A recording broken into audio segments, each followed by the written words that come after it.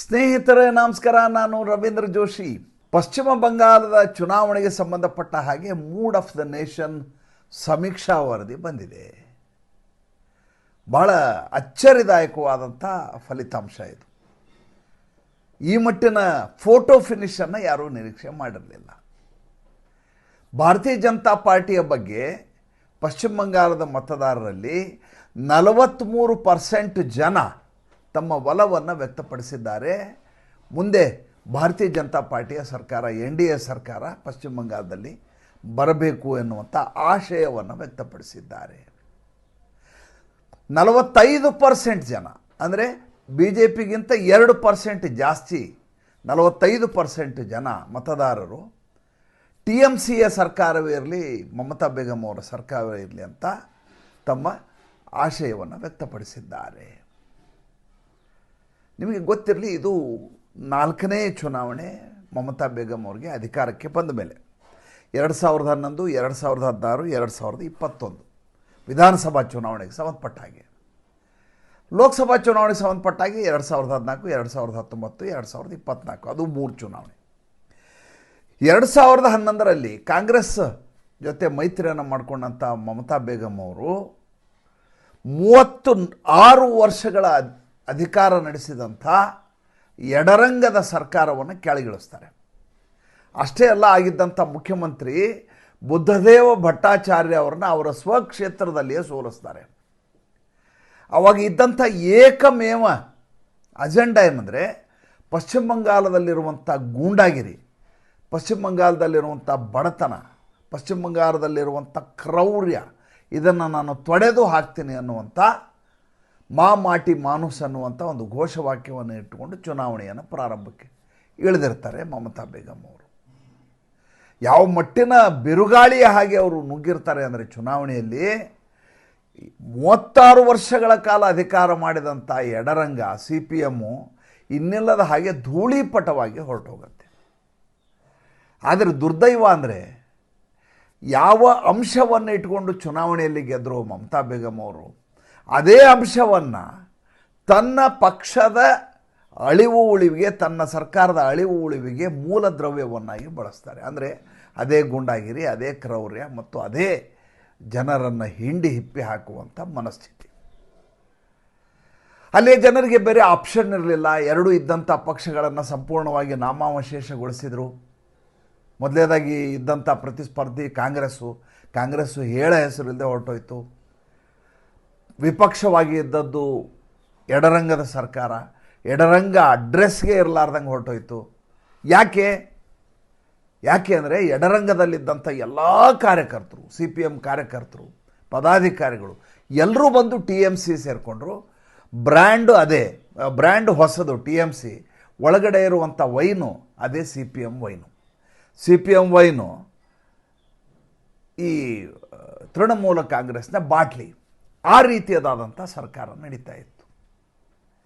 ಕಳೆದ ಬಾರ ಚುನಾವಣೆಯ ಸಂದರ್ಭದಲ್ಲಿ ನರೇಂದ್ರ ಮೋದಿಯವರು ಬಿರುಗಾಳಿಯ ಹಾಗೆ ನುಗ್ಗಿ, ಅಮಿತ್ ಶಾ ಮತ್ತು ನರೇಂದ್ರ ಮೋದಿಯವರು 2021ರಲ್ಲಿ ಯಾವ ಮಟ್ಟಿನ ನಡುಕವನ್ನುಂಟು ಮಾಡಿದರು ಅಂದರೆ, ಅದರ ಹಿಂದಿನ ಸಲ 2016ರಲ್ಲಿ 3 ಸೀಟ್ನಲ್ಲಿದ್ದಂಥ BJP 2021ರಲ್ಲಿ 77 ಸೀಟುಗಳನ್ನು ಗಳಿಸ್ತು. ಅದಾದಮೇಲೆ ನಡೆದಂಥ ವಿದ್ಯಮಾನ ನಿಮ್ಗೆ ಗೊತ್ತಿದೆ. ಸುಮಾರು 5,000 ಜನ ಹಿಂದೂಗಳು ಅಲ್ಲಿಂದ ಒಕ್ಕಲೆದ್ದು ಹೋಗುವ ಹಾಗೆ ಅವ್ರ ಮೇಲೆ ಗೂಂಡಾಗಿರಿ ಮಾಡಿಸಿದರು ಮಮತಾ ಬೇಗಂ ಅವರು. ಅವರ ಮನೆಗಳನ್ನು ಸುಡಿಸಿದರು, ಅವರಲ್ಲಿ ಉಳಿಯಲಾರ್ದಾಗಿ ಮಾಡಿದರು. ಅವರೇನು ದೇಶ ಬಿಟ್ಟು ಹೋಗಿದ್ದಾರಾ? ಪಕ್ಕದ ಆಸಾಮು, ಬಿಹಾರಿಗೆ ಹೋಗಿದ್ದಾರೆ ಅಂತ ಇದೇ ಮಮತಾ ಬೇಗಂ ಅವರು ಲಘುವಾಗಿ ಮಾತಾಡಿದರು ಹಿಂದೂಗಳ ಬಗ್ಗೆ.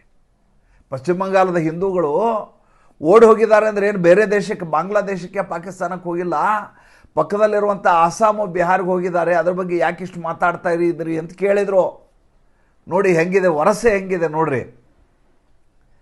ಅಲ್ಲಿಗೆ ಮಮತಾ ಬೇಗಂಗೆ ಖಚಿತ ಆಗಿ ಹೋಯಿತು. ನರೇಂದ್ರ ಮೋದಿ ಅವರು 16 ಸಲ ರ್ಯಾಲಿ ಮಾಡಿದರೂ ಕೂಡ ನನ್ನನ್ನು ಸೋಲಿಸಲಿಕ್ಕೆ ಆಗಲಿಲ್ಲ. ನನ್ನ ಭ್ರಷ್ಟಾಚಾರದ ಸರ್ಕಾರ, ನನ್ನ ದುರಾಡಳಿತ ಯಾವುದನ್ನೂ ಕೂಡ ಅಲ್ಲಾಡಿಸಲಾಗಲಾರದಂಥ ವ್ಯವಸ್ಥೆಯನ್ನು ನಾನು ನಿರ್ಮಾಣ ಮಾಡಿದ್ದೇನೆ. ಇದೇ ರೀತಿ ಆಲೋಚನೆಯನ್ನು ಮಾಡಿದಂಥ ವ್ಯಕ್ತಿ ಅರವಿಂದ್ ಕೇಜ್ರಿವಾಲ್ ಅವರು ಒಂದು ಮಾತು ಹೇಳಿದರು ಕಳೆದ ಚುನಾವಣೆಯ ಸಂದರ್ಭದಲ್ಲಿ. ನರೇಂದ್ರ ಮೋದಿಯವರು ನನ್ನನ್ನು ಸೋಲಿಸಲಿಕ್ಕೆ ಇನ್ನೊಂದು ಸಲ ಹುಟ್ಟಿ ಬರಬೇಕು ಅಂತ ಹೇಳಿದರು. ನರೇಂದ್ರ ಮೋದಿ ಅವತ್ತು ಚಕಾರ ಶಬ್ದ ಮಾತಾಡಲಿಲ್ಲ, ಒಂದು ಸಣ್ಣದಾದಂಥ ಮೆಲುನಗೆಯನ್ನು ನಕ್ಕಿದ್ರು. ಈಗ ಅದೇ ನರೇಂದ್ರ ಮೋದಿ ಮತ್ತು ಅಮಿತ್ ಶಾ ಅರವಿಂದ್ ಕೇಜ್ರಿವಾಲ್ಗೆ ಹೇಳ್ಬೋದು, ನೀನು ಇನ್ನೊಂದು ಸಲ ದಿಲ್ಲಿಯಲ್ಲಿ ಅಧಿಕಾರ ಹಿಡಿಬೇಕು ಅಂದರೆ ಇನ್ನೊಂದು ಸಲ ಹುಟ್ಟಿ ಬರಬೇಕು ಅಂತ. ಯಾಕೆಂದರೆ ಯಾವ ಕಾಕಸ್ಸನ್ನು ಅವರು ನಿರ್ಮಾಣ ಮಾಡಿದರೋ ಆ ಕಾಕಸ್ಸನ್ನು ಮೂಲೋತ್ಪಾಟನೆ ಮಾಡಿ ಸಂಪೂರ್ಣವಾಗಿ ದಿಲ್ಲಿಯನ್ನು ಹುಲುಸು ಮಾಡುವಂಥ ಕೆಲಸವನ್ನು, ಹುಲಸಾಗಿಸುವಂಥ ಕೆಲಸವನ್ನು BJP ಸರ್ಕಾರ ಮಾಡ್ತಾ ಇದೆ. ಇಲ್ಲಿ ರೇಖಾ ಗುಪ್ತಾ ಅವರ ಸರ್ಕಾರ. ಅದ್ರ ಬಗ್ಗೆ ಇಲ್ಲಿ ಚರ್ಚೆ ಅಲ್ಲ. ಈಗ ಪಶ್ಚಿಮ ಬಂಗಾಳದ ಬಗ್ಗೆ ಮಾತಾಡ್ತಾ ಇದ್ದೀನಿ, ಮೂಡ್ ಆಫ್ ದ ನೇಷನ್ ಬಗ್ಗೆ ಮಾತಾಡ್ತಾ ಇದ್ದೀನಿ. ಹಾಗಾದರೆ ಈ ಬಾರಿಯ ತಯಾರಿಯನ್ನು, ಈ ಬಾರಿ ಯಾರು ಗೆಲ್ತಾ ಇದ್ದಾರೆ ಅನ್ನೋದನ್ನು ಸ್ಪಷ್ಟವಾಗಿ ಇವತ್ತಿನ ಸಂಚಿಕೆಯಲ್ಲಿ ಪ್ರಸ್ತುತಪಡಿಸ್ತೀನಿ. ಮೊದಲನೇದಾಗಿ ಇತ್ತೀಚೆಗೆ ನಡೆದಂಥ ಯಾವ ಲೋಕಸಭಾ ಚುನಾವಣೆ ಇತ್ತಲ್ಲ, ಆ ಚುನಾವಣೆಯ ಸಂದರ್ಭದಲ್ಲಿ ಒಂದೊಂದು ಲೋಕಸಭಾ ಕ್ಷೇತ್ರಕ್ಕೆ 7ರಿಂದ 8 ವಿಧಾನಸಭಾ ಕ್ಷೇತ್ರಗಳು ಬರ್ತವೆ. ಈ ಬಾರಿ ಭಾರತೀಯ ಜನತಾ ಪಾರ್ಟಿ ಏನು ಮಾಡ್ತಾ ಇದೆ ಅಂದರೆ, ಯಾವ ಕ್ಷೇತ್ರಗಳಲ್ಲಿ ಭಾರತೀಯ ಜನತಾ ಪಾರ್ಟಿಯ ವೋಟ್ ಶೇರ್ ಜಾಸ್ತಿ ಇದೆಯೋ, ಅಂದರೆ ಈಗ 7 ಕ್ಷೇತ್ರ ಸೇರಿ ಒಂದು ಲೋಕಸಭಾ ಕ್ಷೇತ್ರ ಆಗಿರುತ್ತೆ. ಆ 7 ಕ್ಷೇತ್ರದಲ್ಲಿ 4 ಕ್ಷೇತ್ರಗಳಲ್ಲಿ BJP ಲೀಡ್ ತೊಗೊಂಡಿರ್ತದೆ. 3 ಕ್ಷೇತ್ರಗಳಲ್ಲಿ ಕಡಿಮೆ ಆಗಿರೋದ್ರಿಂದ BJP ಅಭ್ಯರ್ಥಿ ಸೋತಿರ್ತಾನೆ. ಅಲ್ಲಿ TMC ಗೆಲುವನ್ನು ಸಂಪಾದಿಸಿರ್ತದೆ. ಯಾವ 4 ಕ್ಷೇತ್ರಗಳಲ್ಲಿ ಗೆಲುವನ್ನು ಸಂಪಾದಿಸಿದ ಭಾರತೀಯ ಜನತಾ ಪಾರ್ಟಿ, ಅಂಥ ಕ್ಷೇತ್ರಗಳ ಸಂಖ್ಯೆ ಈಗ 210 ಇದೆ ಸ್ವಾಮಿ. 210 ಕ್ಷೇತ್ರಗಳಲ್ಲಿ ಭಾರತೀಯ ಜನತಾ ಪಾರ್ಟಿ ಇನ್ನಿಲ್ಲದ ಹಾಗೆ ಗೆಲುವನ್ನು ಪಡೆಯುವುದು ಶತಸಿದ್ಧ ಅನ್ನುವಂಥ ಅಂಕಿಅಂಶಗಳ ಎದುರುಗಡೆ ಇದ್ದಾವೆ. ಇನ್ನು ಎರಡನೇದು, ಸುಮಾರು 50ರಿಂದ 60 ಸ್ಥಾನಗಳಲ್ಲಿ ವಿಧಾನಸಭಾ ಕ್ಷೇತ್ರಗಳಲ್ಲಿ 3ರಿಂದ 5 ಸಾವಿರ ಮತಗಳ ಅಂತರದಲ್ಲಿ TMC ಗೆಲುವನ್ನು ಸಂಪಾದನೆ ಮಾಡಿದೆ. ಈಗ ಭಾರತೀಯ ಜನತಾ ಪಾರ್ಟಿಯ ಟಾರ್ಗೆಟ್ ಏನು? ಭಾರತೀಯ ಜನತಾ ಪಾರ್ಟಿಯ ಟಾರ್ಗೆಟು ಯಾವ 50ರಿಂದ 60 ವಿಧಾನಸಭಾ ಕ್ಷೇತ್ರಗಳಿದ್ದಾವಲ್ಲ, ಅಲ್ಲಿ ಎಲ್ಲಿ ಕಡಿಮೆ ಮಾರ್ಜಿನ್ನಲ್ಲಿ ಲೋಕಸಭಾ ಚುನಾವಣೆಯಲ್ಲಿ ಸೋಲನ್ನು ಅನುಭವಿಸಬೇಕಾಯ್ತಲ್ಲ, ಆ ಕ್ಷೇತ್ರಗಳ ಮೇಲೆ ಹೆಚ್ಚಿನ ಶ್ರಮವನ್ನು ಹಾಕುವುದು, ಜನರನ್ನು ಓಲೈಸುವ ಕೆಲಸ ಮಾಡೋದು. ಟಾರ್ಗೆಟ್ಟು 250 ಸ್ಥಾನಗಳು ಭಾರತೀಯ ಜನತಾ ಪಾರ್ಟಿಗೆ ಬರಲೇಬೇಕು. ಅದಕ್ಕೆ ಬರಲಿಕ್ಕೆ ಬೇಕಾದಂಥ ಸ್ಟ್ರಾಟಜಿ ಮಾಡಲಿಕ್ಕೆ ಎಲ್ಲಿಯೂ ಪತ್ರಿಕಾಗೋಷ್ಠಿ ಮಾಡಲಾರದೆ, ಎಲ್ಲಿಯೂ ಪೋಸ್ಟರ್ಗಳನ್ನು ಅಂಟಿಸಲಾರದೆ, ಎಲ್ಲಿಯೂ ಹೊರಗಡೆ ಓಡಾಡಿ ಎಲ್ಲಿಯೂ ಹೇಳಲಾರದೆ ರಾಷ್ಟ್ರೀಯ ಸ್ವಯಂ ಸೇವಕ ಸಂಘ ಕಳೆದ 3.5 ವರ್ಷಗಳಿಂದ ಪಶ್ಚಿಮ ಬಂಗಾಳದಲ್ಲಿ ಕೆಲಸ ಮಾಡ್ತಾ ಇದೆ. ಇದು ಯಾವ ರೀತಿಯ ಗುಪ್ತಗಾಮಿನಿ ಇದೆ ಅಂದರೆ, TMC ಗೂಂಡಾಗಳಿಗೆ ಇದು ಇಷ್ಟು ದಿವಸ ಅರ್ಥ ಆಗಿರಲಿಲ್ಲ. ಮಜಾ ನೋಡಿ, ಎಷ್ಟು ಇಂಟ್ರೆಸ್ಟಿಂಗ್ ಇದೆ ಈ ಸ್ಟೋರಿ. ಇದು ಈ ಬಾರಿಯ ಚುನಾವಣೆ ಇದೆಯಲ್ಲ, ಇದು ಸ್ಟಡಿ ಮಟೀರಿಯಲ್ ಆಗೋದು. ಮುಂದಿನ ಚುನಾವಣೆಗಳಲ್ಲಿ ಇದನ್ನು ಸ್ಟಡಿ ಮಟೀರಿಯಲ್ ಅಂತ ಬಳಸ್ಬೋದು. ಆ ರೀತಿಯಾದಂಥ ಚುನಾವಣೆ ನಡೀತಾ ಇದೆ. ಹೇಗೆ ಅಂತ ಹೇಳ್ತಾ ಹೋಗ್ತೀವಿ. ಸ್ವಲ್ಪ ಸುದೀರ್ಘ ಆಗತ್ತೆ, ಕೇಳುವ ಸ್ವಲ್ಪ ವ್ಯವಧಾನ ಇದ್ದರೆ ಭಾಳ ಆಸಕ್ತಿಕರ ವಿಚಾರ. ನೀವು ಬೇರೆ ಚುನಾವಣೆಗಳಲ್ಲಿಯೂ ಇದನ್ನು ನೀವು ಸಮೀಕರಿಸಿ ನೋಡ್ಕೋಬಹುದು. ಬಿಹಾರದಲ್ಲಿ ಇದನ್ನೇ ಮಾಡಲಾಗಿತ್ತು. ಅಲ್ಲಿ ಅವರದೇ ಅಧಿಕಾರ ಇತ್ತು, ನಿತೀಶ್ ಕುಮಾರ್ದು. ಇಲ್ಲಿ ವಿಪಕ್ಷದವರ ಅಧಿಕಾರ ಇದೆ, ಅಷ್ಟೇ ವ್ಯತ್ಯಾಸ. ಎರಡನೇದಾಗಿ, ರಾಷ್ಟ್ರೀಯ ಸ್ವಯಂ ಸೇವಕ ಸಂಘ 10,000 ಶಾಖೆಗಳನ್ನು ಪಶ್ಚಿಮ ಬಂಗಾಳದಲ್ಲಿ ಮಾಡಿದೆ. ಅಷ್ಟು ಜನ ಸ್ವಯಂ ಸೇವಕರು ನಿರಂತರವಾಗಿ ಹಿಂದೂಗಳ ಸಂಪರ್ಕದಲ್ಲಿ ಇದ್ದಾರೆ. ಅಷ್ಟೇ ಅಲ್ಲ, ಒಂದೊಂದಾಗಿ ಪಾಯಿಂಟ್ಗಳನ್ನು ಹೇಳ್ತಾ ಹೋಗ್ತೀನಿ. 1,36,00,000 ಜನ ಲಾಜಿಕಲ್ ಡಿಸ್ಕ್ರಿಪನ್ಸಿನಲ್ಲಿ ನೋಟಿಸನ್ನು ಪಡೆದಿದ್ದಾರೆ ಪಶ್ಚಿಮ ಬಂಗಾಳದಲ್ಲಿ. ಒಬ್ಬ ಅಪ್ಪನಿಗೆ 300 ಜನ ಮಕ್ಕಳು, ಇನ್ನೊಬ್ಬ ತಾಯಿಗೆ 217 ಜನ ಮಕ್ಕಳು, ಅಪ್ಪನಿಗೂ ಮಗನಿಗೂ 3 ವರ್ಷ ವ್ಯತ್ಯಾಸ. ಈ ರೀತಿಯಾದಂಥ ಡಿಸ್ಕ್ರಿಪನ್ಸಿ ಇರುವಂಥ, ವ್ಯತ್ಯಾಸಗಳಿರುವಂಥ 1,36,00,000 ಜನ ಇದ್ದಾರೆ. ಆ 1,36,00,000 ಜನ 36 ಲಕ್ಷ ವಾಪಸ್ ಬಂದರು ಅಂತ ತಿಳ್ಕೊಳ್ಳಿ. 1 ಕೋಟಿ ವೋಟ್ಗಳಂತೂ ಹೋಗ್ತವೆ. ಇನ್ನು ಅನ್ಮ್ಯಾಪ್ಡ್ 32 ಲಕ್ಷ ಜನ ಇದ್ದಾರೆ. ಅಂದರೆ ಫಾರ್ಮ್ಗಳನ್ನು ಇಸ್ಕೊಂಡಿದ್ದಾರೆ. SIR ಬಗ್ಗೆ ಮಾತಾಡ್ತಾ ಇರೋದು ನನಗೆ. ಯಾವ SIR ಇವತ್ತು ಗ್ರಹಣದ ರೀತಿಯಲ್ಲಿ ಮಮತಾ ಬೇಗಂ ಅವ್ರನ್ನ ಕಾಡ್ತಾ ಇದೆಯೋ ಅದರ ಅಂಕಿಅಂಶಗಳನ್ನು ನಾನು ಹೇಳ್ತಾ ಇದ್ದೀನಿ. 32 ಲಕ್ಷ ಜನ ಅನ್ಮ್ಯಾಪ್ಡ್ ವೋಟರ್ಸ್ ಇದ್ದಾರೆ. ಅಂದರೆ ಇವರು ಅಪ್ಲಿಕೇಶನ್ ಇಸ್ಕೊಂಡ್ರು, ವಾಪಸ್ ಫಿಲಪ್ ಮಾಡಿ ಕೊಡಲೇ ಇಲ್ಲ. ಅವ್ರು ಹುಡ್ಕೊಂಡೋಗಿ ಪ್ರಯತ್ನ ಮಾಡ್ತಾ ಇದ್ದಾರೆ, ಸಿಗ್ತಾ ಇಲ್ಲ. ಕಾರಣ ಏನಂದರೆ, ಮಮತಾ ಬೇಗಂ ಅವರು ಪ್ರಾರಂಭದಲ್ಲಿಯೇ ಹೇಳಿದ್ದಾರೆ, ಇದು ಹೆಸರಿಗೆ SIR, ಇದು CAA-NRC ಇನ್ನೊಂದು ರೂಪದಲ್ಲಿ ಕೇಂದ್ರ ಸರ್ಕಾರ ತರ್ತಾ ಇದೆ. ನೀವೇನಾದರೂ ಇದಕ್ಕೆ ಅವಕಾಶ ಮಾಡಿಕೊಟ್ರೆ, SIR ಆಗಲಿಕ್ಕೆ ಪಶ್ಚಿಮ ಬಂಗಾಳದಲ್ಲಿ ನಾವು ಅವಕಾಶ ಮಾಡಿಕೊಟ್ರೆ ನಿಮ್ಮನ್ನೆಲ್ಲ ಡಿಪೋರ್ಟ್ ಮಾಡ್ತಾರೆ, ಸಮುದ್ರಕ್ಕೆ ಎಸೀತಾರೆ ಅಂತ ಹೇಳಿದ್ದಾರೆ. ಜೈಲಿಗೆ ಹಾಕ್ತಾರೆ, ಡಿಪೋರ್ಟ್ ಸೆಂಟ್ರಿಗೆ ಹಾಕ್ತಾರೆ ಅಂತ ಸ್ವತಃ ಅಲ್ಲಿಯ ಮುಖ್ಯಮಂತ್ರಿ ಅಲ್ಲಿಯ ಮತದಾರರನ್ನು ಹೆದರಿಸಿದ್ದಾರೆ. ಆವಾಗ ನಕಲಿ ಮತದಾರ ಏನು ಮಾಡ್ತಾರೆ, ಅಪ್ಲಿಕೇಶನ್ ಫಾರ್ಮ್ ಫಿಲಪ್ ಮಾಡಿ ಕೊಟ್ಟು ಬರ್ತಾರಾ? ಇಸ್ಕೋತಾರೆ, ಹರಿದು ಬಿಸಾಕ್ತಾರೆ, ಫಾರ್ಮೇ ತುಂಬೋದಿಲ್ಲ. ನಂಗೆ ಮತ ಇಲ್ಲದೇ ಇದ್ರೂ ಪರವಾಗಿಲ್ಲ, ನಾನು ಕಲ್ಕತ್ತಾದಲ್ಲಿ ಆರಾಮಾಗಿರಬೇಕು, ನನಗೆ ಓಟ್ ಹಾಕದಿದ್ರೆ ಏನು ಸಮಸ್ಯೆ ಇಲ್ಲ, ಓಟ್ ಹಾಕಬೇಕು ಅಂತೇನಿಲ್ಲ, ಜೀವನ ಮಾಡಬೇಕು. ಅವ್ರನ್ನ ನೀವು ಟ್ರೇಸ್ ಮಾಡೋ ಪ್ರಶ್ನೆನೂ ಬರೋದಿಲ್ಲ. ವೋಟಿಂಗಿಗೆ ಬಂದಿಲ್ಲ ಅವನು ಅಂದಮೇಲೆ ಅವನು ಹುಡುಕೋ ಪ್ರಶ್ನೆನೇ ಇಲ್ಲ. ಅಂಥವ್ರು 32 ಲಕ್ಷ ಜನ ಇದ್ದಾರೆ. ಇನ್ನು ಡಿಲಿಟ್ ಆದವು 58 ಲಕ್ಷ ಜನ, ಅಂದರೆ ಸತ್ತೋಗ್ಬಿಟ್ಟಿರ್ತಾರೆ, ಇರೋದೇ ಇಲ್ಲ ಅಂತ 58 ಲಕ್ಷ ಜನ ಇದ್ದಾರೆ.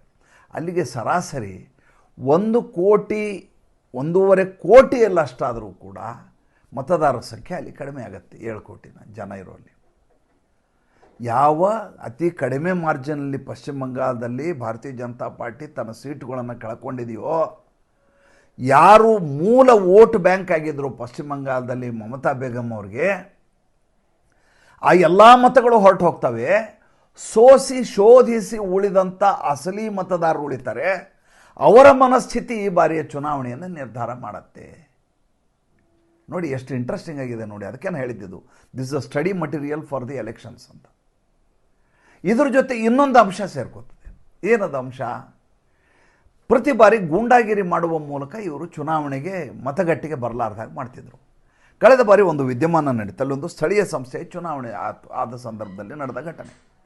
23,000 ಅಭ್ಯರ್ಥಿಗಳು ಅವಿರೋಧವಾಗಿ ಆಯ್ಕೆ ಆದರು. 23,000 ಪಶ್ಚಿಮ ಬಂಗಾಳದಲ್ಲಿ TMC ಅಭ್ಯರ್ಥಿಗಳು. ಅಂದರೆ 23,000 ಕ್ಷೇತ್ರಗಳಲ್ಲಿ ಎದುರಾಳಿ ನಿಲ್ಲಿಕ್ಕೆ ಪ್ರತಿಸ್ಪರ್ಧಿಯೇ ಇರಲಿಲ್ಲ. ಆವಾಗ ಅಲ್ಲಿಯ ಕಲ್ಕತ್ತಾ ಹೈಕೋರ್ಟ್ ಒಂದು ಪ್ರಶ್ನೆಯನ್ನು ಕೇಳುತ್ತೆ ಮಮತಾ ಬೇಗಂ ಅವ್ರಿಗೆ, ಲಾ ಆಫ್ ದ ಲ್ಯಾಂಡ್ ಅನ್ನೋದು ಏನಾದರೂ ಇದೆಯಾ ಇಲ್ವ ಈ ರಾಜ್ಯದಲ್ಲಿ? 23,000 ಕ್ಷೇತ್ರಗಳಲ್ಲಿ ಅಭ್ಯರ್ಥಿಯೇ ನಿಲ್ಲಿಕ್ಕೆ ಹೆದರ್ತಾರೆ ಅಂದರೆ ಯಾವ ರೀತಿಯ ಕ್ರೌರ್ಯ, ಯಾವ ರೀತಿಯ ದಬ್ಬಾಳಿಕೆ, ಯಾವ ರೀತಿಯ ದುರ್ವರ್ತನೆ, ಎಂಥ ದುರಾಡಳಿತ ನಿಮ್ಮದಿದೆ ಅಂತ ಚಾಟಿ ಏಟನ್ನು ಬೀಸಿತ್ತು ಕಲ್ಕತ್ತಾ ಹೈಕೋರ್ಟ್. ಅಂದರೆ ನೀವು ಮನೆಯಿಂದ ಹೊರಗಡೆ ಓಟ್ ಹಾಕಲಿಕ್ಕೆ ಹೋಗಲಾರ್ದಂಥ ಭಯಭೀತ ವಾತಾವರಣ ನಿರ್ಮಾಣ ಮಾಡಿಬಿಡೋದು. ಎಲ್ಲಿ ನೋಡಿದಲ್ಲಿ ಚುನಾವಣೆಯ ಸಂದರ್ಭದಲ್ಲಿ ಕಂಡ ಕಡೆ ಗಲಾಟೆ, ಕಿರುಚಾಟ, ಬಾಂಬ್ ಹಾರಿಸೋದು, ಗಲಾಟೆ ಮಾಡೋದು, ಬೆಂಕಿ ಹಚ್ಚೋದು, ಇಂಥ ದಳ್ಳುರಿಯಲ್ಲಿ ಮನೆಯಿಂದ ಜನಸಾಮಾನ್ಯ ಹೊರಗಡೆ ಬರೋದಿಲ್ಲ. ಸಭ್ಯಸ್ಥರು ಯಾರು ಹೋಗಿ ಮತ ಹಾಕ್ಲಿಕ್ಕೆ ಹೋಗಲ್ಲ. ಜೀವ ಉಳಿದ್ರೆ ಸಾಕು, ನಮ್ಗೆ ಯಾಕೆ ಬೇಕು ಅಂತಾರೆ. ಈ ಬಾರಿ ಈ ಮತಗಟ್ಟೆಯ ಸಂಖ್ಯೆಯನ್ನು 3 ಪಟ್ಟು ಜಾಸ್ತಿ ಮಾಡುತ್ತೆ. ಹೆಂಗೆ ಅಂದರೆ, ಒಂದು ಅಪಾರ್ಟ್ಮೆಂಟ್ ಇದೆ, ಒಂದು 150-200 ಮನೆಗಳಿದಾವೆ ಅಂತ ತಿಳ್ಕೊಳ್ಳಿ. ಅಲ್ಲೇ ಒಂದು ಬೂತ್ ಇರುತ್ತೆ, ಅಲ್ಲಿಂದ ಒಂದು ಓಣಿ ಇರುತ್ತೆ. ಇವ್ರು ಮಾಡಿದ್ದೇನೆಂದ್ರೆ TMC ಅವ್ರು ಏನು ಮಾಡ್ತಾಯಿದ್ರು ಅಂದರೆ, ಒಂದು ಗಲ್ಲಿ ಇದೆ ಅಂದರೆ ಆ ಗಲ್ಲಿಯ ಒಂದು ಎಂಡಿನಲ್ಲಿ TMC ಆಫೀಸ್ ಇಡೋರು. ಆ ಗಲ್ಲಿ ಒಳಗೆ ಯಾರು ಹೋಗ್ತಾರೆ, ಯಾರು ಬರ್ತಾರೆ ಎಲ್ಲ ಗೊತ್ತು. ಪರಗನ ಅಂತಾರೆ. ಯಾವ ಪರಗನದಲ್ಲಿ ಯಾರು ಬಂದರು, ಯಾರು ಹೋಗ್ತಾರೆ ಎಲ್ಲರಿಗೂ ಗೊತ್ತಾಗೋದು. ಈಗ ಯಾವ ರೀತಿ ಮಾಡ್ತಾ ಇದ್ದಾರೆ ಅಂದರೆ, ಅದನ್ನೆಲ್ಲ ತಡೆಗಟ್ಟಿ ಆ ಜಾಗದಲ್ಲಿ ಬೂತ್ಗಳನ್ನು ಮಾಡುವಂಥ ಪ್ರಕ್ರಿಯೆಯನ್ನು ಮುಂದುವರಿಸ್ತಾರೆ. ಇದೇ ಪ್ರಶ್ನೆಯನ್ನು ಮೊನ್ನೆ ಕೋರ್ಟಿನಲ್ಲಿ ಮಮತಾ ಬೇಗಂ ಅವರು ಹೇಳಿದ್ದು. ಇದ್ದಕ್ಕಿದ್ದಾಗೆ ಬೂತ್ಗಳ ಸಂಖ್ಯೆಯನ್ನು ಜಾಸ್ತಿ ಮಾಡ್ತಾ ಇದ್ದಾರೆ, ಇದರ ಅಗತ್ಯ ನಮ್ಮ ಪಶ್ಚಿಮ ಬಂಗಾಳಕ್ಕಿಲ್ಲ ಅಂತ ಹೇಳಿದ್ರು. ಬೂತ್ಗಳ ಸಂಖ್ಯೆ ಜಾಸ್ತಿ ಮಾಡಿದರೆ ಮತದಾರರಿಗೆ ಅನುಕೂಲ ಅಲ್ವಾ? ಅಂದರೆ ಇವರ ಹಿಡನ್ ಅಜೆಂಡಾ ಏನಿದೆ ಅನ್ನೋದು ಚೀಫ್ ಜಸ್ಟಿಸ್ಗೆ ಗೊತ್ತಾಗೋಯ್ತು. ಒಂದೇ ಒಂದು ಮಾತನ್ನು ಚೀಫ್ ಜಸ್ಟಿಸ್ ಹೇಳಿದ್ದೇನು ಅಂದರೆ, ಯಾವುದೇ ಕಾರಣಕ್ಕೂ SIRನ ನಿಲ್ಲಿಸಲಿಕ್ಕೆ ಸಾಧ್ಯವಿಲ್ಲ. ಅದನ್ನು ನಿಲ್ಲಿಸುವ ಮೂಲಕ ಉಳಿದ ರಾಜ್ಯಗಳಲ್ಲಿ ನಡೆಯುವಂಥ SIRಗೆ ತೊಂದರೆ ಆಗುತ್ತೆ, ಪ್ರೆಸಿಡೆನ್ಸ್ ಆಗುತ್ತೆ. ಆದ್ದರಿಂದ ಬೇಕಾದರೆ ನಿಮ್ಮ ಮುಂದೂಡುವಂಥ ಅವಕಾಶ ಕೊಡ್ತೀವಿ 1 ವಾರ. ಆದರೆ SIR ಅನ್ನುವಂಥ ಪ್ರಕ್ರಿಯೆ ಈ ದೇಶದಲ್ಲಿ ನಿಲ್ಲಿಸಲಿಕ್ಕೆ ಸಾಧ್ಯವೇ ಇಲ್ಲ ಅಂತ ಹೇಳುವ ಮೂಲಕ ಮಮತಾ ಬೇಗಂಗಿದ್ದಂಥ ಅತಿ ದೊಡ್ಡದಾದಂಥ ಅಸ್ತ್ರವನ್ನು, ಅತಿ ದೊಡ್ಡದಾದಂಥ ವೋಟ್ ಬ್ಯಾಂಕನ್ನು ಕಿತ್ಕೊಂಡ್ಬಿಟ್ರು. ಈಗ ಮಮತಾ ಬೇಗಂ ವಿಲ ಒದ್ದಾಡ್ತಾ ಇದ್ದಾರೆ. ಏನು ಮಾಡಬೇಕು ಅರ್ಥ ಆಗ್ತಾ ಇಲ್ಲ. ಇನ್ನೊಂದು ಅಂಶ ಇದರ ಜೊತೆ ಸೇರಿಕೊಂಡಿದೆ. ಅದು ಅಸಾದುದ್ದೀನ್ ಓವೈಸಿ ಉಳಿದ ಎಲ್ಲ ಮುಸಲ್ಮಾನ ಮುಖಂಡರು ಒಗ್ಗಟ್ಟಾಗಿ ಚುನಾವಣೆಯನ್ನು ಎದುರಿಸಬೇಕು ಅಂತ ತೀರ್ಮಾನ ಮಾಡಿರೋದು. ಎಲ್ಲರೂ ಹೇಳ್ತಾರೆ ಪಶ್ಚಿಮ ಬಂಗಾಳದಲ್ಲಿ ಅತಿ ಹೆಚ್ಚು ಮುಸಲ್ಮಾನರ ವೋಟ್ ಬ್ಯಾಂಕ್ ಇದೆ, ಹೇಗೆ ಮಾಡ್ತದೆ ಭಾರತೀಯ ಜನತಾ ಪಾರ್ಟಿ? ಭಾಳ ಇಂಟ್ರೆಸ್ಟಿಂಗ್ ಇರೋದು ಅದೇ. ಎಲ್ಲೆಲ್ಲಿ ಮುಸಲ್ಮಾನರ ಸೀಟುಗಳಿದಾವೆ, 80ರಿಂದ 90 ಸೀಟುಗಳಲ್ಲಿ ಮುಸಲ್ಮಾನರ ಬಾಹುಳ್ಯ ಇದೆ ಸ್ವಾಮಿ. ಅದರಲ್ಲಿ 40ರಿಂದ 50 ಅಂತೂ ಅತಿ ಹೆಚ್ಚು ಮುಸಲ್ಮಾನ ಮತದಾರರ ಬಾಹುಳ್ಯ ಇದೆ. ಅಲ್ಲಿ ಕುಸ್ತಿ ಹಿಡಿಲಿಕ್ಕೆ ಭಾರತೀಯ ಜನತಾ ಪಾರ್ಟಿ ಹೋಗೋದಿಲ್ಲ. ಮಾಲ್ಡಾ ಇರ್ಬೋದು, ಮುರ್ಷಿದಾಬಾದ್ ಇರ್ಬೋದು, ಇವೆಲ್ಲ ಕ್ಷೇತ್ರಗಳು ಎಲ್ಲೆಲ್ಲಿದೆ ಅಲ್ಲೆಲ್ಲ ಆ ವೋಟ್ ಶೇರ್ನ ಅಸಾದುದ್ದೀನ್ ಓವೈಸಿಯ ಗ್ಯಾಂಗ್ನವರು ಕಿತ್ಕೋತಾರನ್ನ. ಅದಕ್ಕೆ ಈಗಾಗಲೇ ತಯಾರಿಯನ್ನು ಮಾಡಲಾಗ್ತಾ ಇದೆ. ಯಾವ ಭಾರತೀಯ ಜನತಾ ಪಾರ್ಟಿಯ ಸೀಟುಗಳಾಗಿದ್ವೋ ಮತ್ತು ಯಾವುದರಲ್ಲಿ ಕಳೆದ ಬಾರಿ ಕೆಲವೇ ಮತಗಳ ಅಂತರದಲ್ಲಿ ಪರಾಜಯ ಹೊಂದಲಾಯಿತೋ ಅಂಥಲ್ಲಿ ಮಾತ್ರ ಕಾನ್ಸಂಟ್ರೇಷನ್ ಮಾಡಲಾಗ್ತಾ ಇದೆ. ಹಾಗಾದರೆ ಎಲ್ಲಿಯೂ ಪ್ರಚಾರವೇ ಆಗ್ತಾ ಇಲ್ಲ, ಅಲ್ಲಿ ಸ್ಥಳೀಯ ನಾಯಕರಿಲ್ಲ, ಸುವೇಂದು ಅಧಿಕಾರಿ ಹೆಸರು ಮಾತ್ರ, ಘೋಷ್ ಹೆಸರು ಮಾತ್ರ ಕಾಣ್ತಾ ಇದೆ, ಬೇರೆ ಯಾರೂ ಇಲ್ಲವೇ ಇಲ್ಲ. ಅಮಿತ್ ಶಾ ಒಂದು ಸಲ ಹೋಗಿ ಬಂದರು, ಹೋಟೆಲಲ್ಲಿದ್ದರು. ಅದಾದಮೇಲೆ ಆ ಹೋಟೆಲಿಗೆ ನಾವು ಘೇರಾವ್ ಮಾಡಿದ್ರಿ, ಏನು ಮಾಡ್ತಾರೆ ಅಮಿತ್ ಶಾ ಅಂತ ಮಮತಾ ಬೇಗಂ ಅವ್ರು ಕೇಳಿದರು. ನಾಯಕರೇ ಇರಲಾರ್ದಂಥ ರಾಜ್ಯದಲ್ಲಿ ಚುನಾವಣೆಯನ್ನು ಹೇಗೆ ಗೆಲ್ತಾರೆ, ಯಾರ ಮುಖವನ್ನು ಇಟ್ಕೊಂಡು ಚುನಾವಣೆ ಮಾಡ್ತಾರೆ ಪಶ್ಚಿಮ ಬಂಗಾಳದಲ್ಲಿ ನರೇಂದ್ರ ಮೋದಿ ಅನ್ನುವಂಥ ಪ್ರಶ್ನೆ ನಿಮಗೆ ಉದ್ಭವ ಆಗುತ್ತೆ. ಯೋಗ್ಯವಾದ ಪ್ರಶ್ನೆ.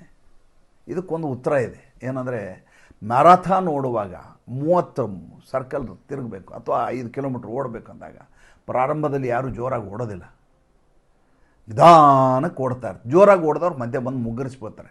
ಜೋರಾಗಿ ನಿರಂತರವಾಗಿ ಮಮತಾ ಬೇಗಂ ಕಳೆದ 6 ತಿಂಗಳಿಂದ ಓಡ್ತಾ ಇದ್ದಾರೆ. ಒಂದೋ ಕೋರ್ಟ್ಗೆ ಓಡ್ತಾರೆ, ಒಂದೋ SIRಗೆ ಓಡ್ತಾರೆ, ಒಂದೋ ಚುನಾವಣಾ ಆಯೋಗದ ಹತ್ರ ಓಡ್ತಾರೆ, ಒಂದೋ ರ್ಯಾಲಿ ಮಾಡ್ತಾರೆ, ಒಂದೋ ಪ್ರತಿಭಟನೆಯನ್ನು ಮಾಡಲಿಕ್ಕೆ ಶುರು ಮಾಡ್ತಾರೆ.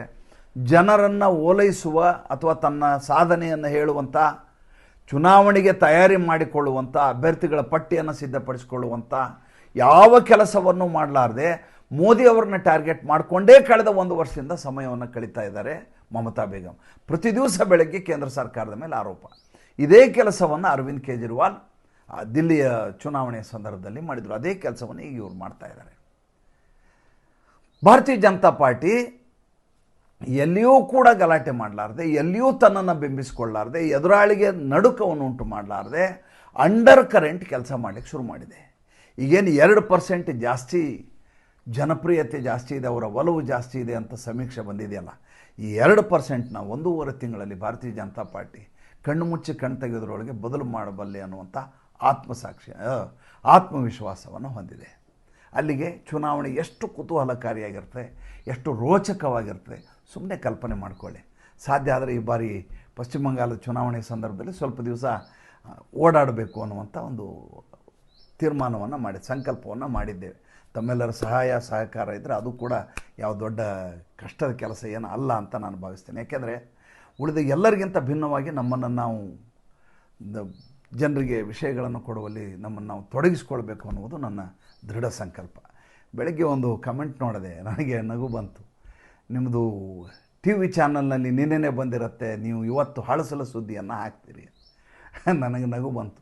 TV ನೋಡೋರು ದಯವಿಟ್ಟು ನನ್ನ ಚಾನಲ್ ಯಾಕೆ, ನಮ್ಮ ಚಾನಲ್ನ ಯಾಕೆ ನೋಡ್ತೀರಿ? TV ನೋಡ್ರಿ. TVನಲ್ಲಿ ಬ್ರೇಕಿಂಗ್ ನ್ಯೂಸ್ ಕೊಡ್ತಾರೆ, ಶಾಕಿಂಗ್ ನ್ಯೂಸ್ ಕೊಡ್ತಾರೆ, TVನಲ್ಲಿ ಹೇಳಬೇಕಾದ್ದು ಹೇಳಬಾರ್ದು ಎಲ್ಲವನ್ನೂ ಹೇಳ್ತಾರೆ, ಇಡೀ ದಿವಸ ಸುದ್ದಿ ಕೊಡ್ತಾರೆ. ನಾನು ಯಾವಾಗಲೂ ಒಂದು 5-6 ತಾಸಿಗೆ ಒಂದು ಸಲ 10 ನಿಮಿಷ 15 ನಿಮಿಷ ಮಾತಾಡಿ ಹೋಗುವ ವ್ಯಕ್ತಿ. ನಮ್ಮದು ನ್ಯೂಸ್ ಚಾನಲ್ ಅಲ್ಲ, ನಮ್ಮದು ವ್ಯೂಸ್ ಚಾನಲ್. ವ್ಯೂಸ್, ನಮ್ಮ ಅಭಿಪ್ರಾಯ ಏನು, ನಿಮ್ಮ ಅಭಿಪ್ರಾಯ ಏನು ಅಂತ ಪರಸ್ಪರ ಸಂವಾದ ಮಾಡಿಕೊಳ್ಳುವಂಥ ಚಾನಲ್ಲು. ಆ ಚಾನಲ್ನಲ್ಲಿ ನಿನ್ನೆ ಬೆಳಗ್ಗೆ ಸಂಸತ್ನಲ್ಲಿ ಗಲಾಟೆ ಆಗಿದ್ದನ್ನು ಸಂಜೆ ವಿಶ್ಲೇಷಣೆ ಮಾಡುವ ಮೂಲಕ ದೊಡ್ಡ ದೊಡ್ಡ ಆ್ಯಂಕರ್ಗಳು ಹೇಳ್ತಾರೆ, ನಿಮ್ಮದು ಎಲ್ಲ ಹಳಸಲು, ನೀವು ಮಾರನೇ ದಿವಸ ಹೇಳ್ತೀರಿ, ಯಾರು ನೋಡ್ತಾರೆ ನಿಮ್ಮದು ಅಂತ. ನೋಡಬೇಕು ಅನ್ನೋರು ನೋಡೇ ನೋಡ್ತಾರೆ. TV ಚಾನಲ್ ನಮಗೆ ಪ್ರತಿಸ್ಪರ್ಧಿ ಅಲ್ಲವೇ ಅಲ್ಲ. TV ಚಾನಲ್ನ ರೀತಿಯಲ್ಲಿ ನಾವು ಮಾಡುವ ವಿಚಾರವನ್ನೇ ಇಟ್ಕೊಂಡಿಲ್ಲ. ನಮ್ಮ ಪ್ರಾರಂಭ ಮಾಡಿದ ಮೊದಲ ದಿನದ ಮೊದಲ ಸಂಕಲ್ಪವೇ TV ಚಾನಲ್ಗಿಂತ ಭಿನ್ನವಾಗಿ ನಮ್ಮ ವಾಹಿನಿಯನ್ನು ಬೆಳೆಸಬೇಕು ಅನ್ನುವುದು ನಮ್ಮ ಗುರಿಯಾಗಿತ್ತು.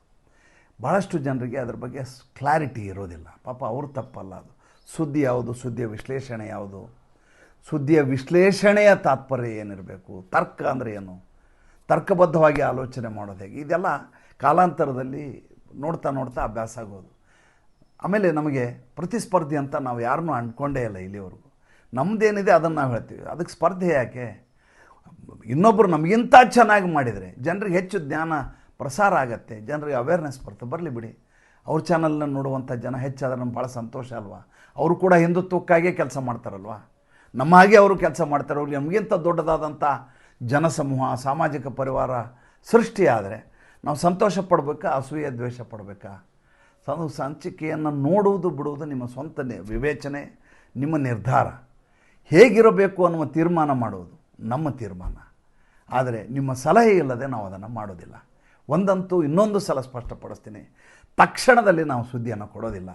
ನಮ್ಮಲ್ಲಿ ಶಾಕಿಂಗ್ ನ್ಯೂಸು, ಬ್ರೇಕಿಂಗ್ ನ್ಯೂಸು, ಆಘಾತ ಅಪಘಾತಗಳು ಇರೋದಿಲ್ಲ. ಸಮಚಿತ್ತದಿಂದ ಉದ್ರೇಕಗೊಳ್ಳಲಾರದೆ ನಮ್ಮ ಸಮಯಕ್ಕೆ ನಾವು ಏನನ್ನು ಹೇಳ್ತೀವಿ ಕೇಳುವಂಥ ವ್ಯವಧಾನ ಇರುವ, ತಾಳ್ಮೆ ಇರುವ, ಕಾದು ಕೇಳುವಂಥ ಜನರಿಗಾಗಿ ಮಾತ್ರ ನಮ್ಮ ವಾಹಿನಿ ಇರೋದು. ಎಷ್ಟು ದಿವಸ ನಡೆಯುತ್ತೆ ನಡೀಲಿ, ನಡೆಯುವವರೆಗೂ ಮಾತಾಡೋಣ. ಜನರಿಗೆ ಇಷ್ಟ ಆಗದೆ ದಿವಸ ಬಾಗಿಲು ಹಾಕೋದು ಮುಗಿಸೋಣ ಅಲ್ವಾ? ತಮಗೇನು ಅನ್ನಿಸ್ತು ತಿಳಿಸಿ. ನಮಸ್ಕಾರ.